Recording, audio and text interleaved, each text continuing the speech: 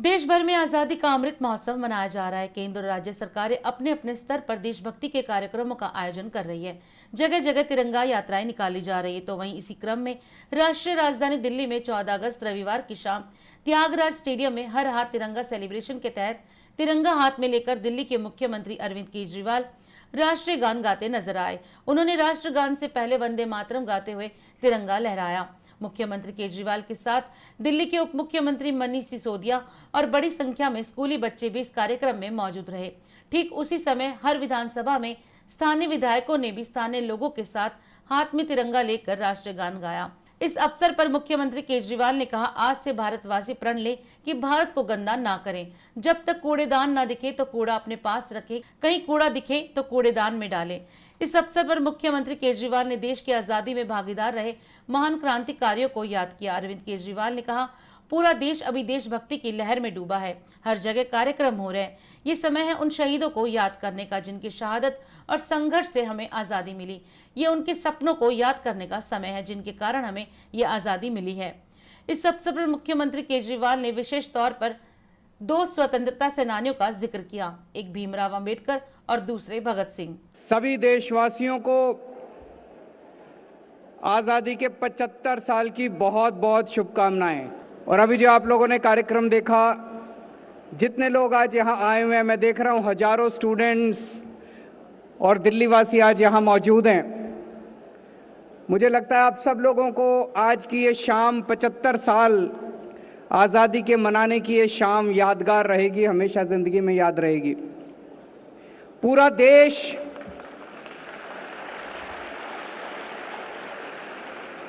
देश इस वक्त देशभक्ति के रस में डूबा हुआ है। अपने अपने तरीके से, नए नए तरीके से देश भर में लोग आज़ादी के 75 साल मना रहे हैं। हर घर तिरंगा, हर हाथ तिरंगा, जगह जगह जश्न मनाए जा रहे हैं, जगह जगह किस्म किस्म के कार्यक्रम किए जा रहे हैं। ये समय उन सब शहीदों को याद करने का, जिन लोगों की शहादत की वजह से और जिन लोगों के संघर्ष की वजह से हम लोगों को आज़ादी मिली थी। ये समय उनके सपनों को याद करने का, वो कैसा भारत चाहते थे। अनगिनत लोगों ने शहादत दी, अनगिनत लोग जेल गए, कईयों ने काला पानी काटा, बहुत यातनाएं सही। लेकिन मैं खासकर दो स्वतंत्रता सेनानियों की जिक्र करना चाहूंगा। एक बाबा साहब अंबेडकर, जिन्होंने पूरी जिंदगी संघर्ष किया, पूरी जिंदगी संघर्ष किया। एक बहुत ही गरीब परिवार से निकले, पूरी जिंदगी आजादी के लिए लड़े एक तरफ, और दूसरी तरफ दबे कुचले गरीबों दलितों के लिए लड़े, उनको उनका हक दिलाने के लिए लड़े, बराबरी के हक के लिए लड़े। और एक गरीब परिवार से, एक गांव से निकल के वो अमेरिका से और लंदन से, पता नहीं कहां से वो पीएचडी की डिग्री, दो डॉक्टरेट करके आए, दो डॉक्टरेट। और बाबा साहब अंबेडकर ने हमें दुनिया का सबसे बेहतरीन संविधान दिया, दुनिया का सबसे बेहतरीन संविधान। आज हम जिस तरह का भारत देख रहे हैं, जितनी तरक्की भारत ने की है, और जो आज हमें बराबरी का अधिकार मिला, बोलने की स्वतंत्रता मिली, इतने सारे फंडामेंटल राइट्स मिले, ये सब उसी महान शख्सियत का नतीजा है। और दूसरा मैं याद दिलाना चाहूंगा शहीद आजम भगत सिंह। 23 साल की उम्र के अंदर वो आदमी देश के लिए शहीद हो गया, फांसी चढ़ गया। भगत सिंह से हमें सुप्रीम सैक्रिफाइस की प्रेरणा मिलती है कि देश के लिए अगर जरूरत पड़े तो जान भी कुर्बान कर देना, उसकी भी चिंता मत करना। पूरी दिल्ली में हम लोगों ने 500 जगह तिरंगे लगाए हैं, बड़े बड़े ऊंचे ऊंचे तिरंगे देखे आप लोगों ने। Delhi has become the city of tricolours. Delhi तिरंगों का शहर बन गया है। पूरे देश में सबसे ज्यादा ऊंचे तिरंगे दिल्ली के अंदर हैं, पूरे देश में सबसे ज्यादा तिरंगे।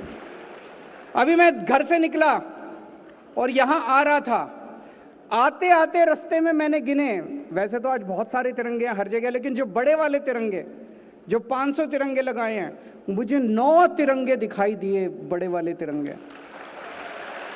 यही हमारा मकसद था। हमारा मकसद था कि हम लोग रोज अपनी रोजमर्रा की जिंदगी में खो जाते हैं, घर में, फैमिली के साथ, दफ्तर में, देश को भूल जाते हैं जिंदगी जीते जीते। दिल्ली आपको भूलने नहीं देगी। आप घर से बाहर निकलोगे, आपको तिरंगा दिखाई देगा, देश याद आ जाएगा। आजादी के 75 साल के इस मौके पे एक प्रश्न मन में उठता है। कई लोगों से मैं बात करता हूं, आपस में लोग चर्चा करते हैं। 75 साल में हमने काफी तरक्की की, काफी प्रगति की, लेकिन इन 75 साल में कई देश भारत से आगे निकल गए।